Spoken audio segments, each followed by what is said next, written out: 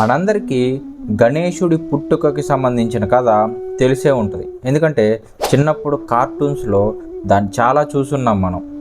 అయితే ఇప్పటికీ చాలామందికి ఉండే క్వశ్చన్ ఏంటంటే, అసలు వినాయకుడికి ఏనుగు తల ఎందుకు పెట్టాల్సి వచ్చింది? దీనికి ఒక బ్యాక్ స్టోరీ ఉంది.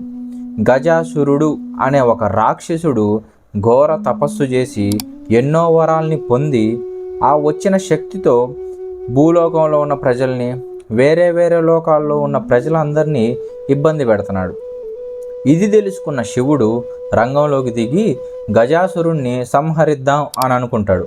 అప్పుడు గజాసురుడే శివుడి మీద ఉన్న భక్తితో శివుడి ముందు లొంగిపోయి, స్వామి నన్ను సంహరించండి, కాకపోతే నాకు ఒక వరం ఉంది, ఎల్లప్పుడూ నేను మీ సమక్షంలోనే ఉండాలి అని నాకు వరం ఇవ్వండి అని శివుణ్ణి అడుగుతాడు.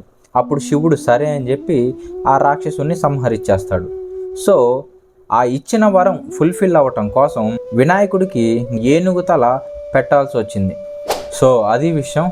ఇలాంటి ధార్మిక్ కంటెంట్ అండ్ ఇన్ఫర్మేషన్ కోసం సబ్స్క్రైబ్ కొట్టండి. తెలుగు సనాతని గై. నమశంకరాయ.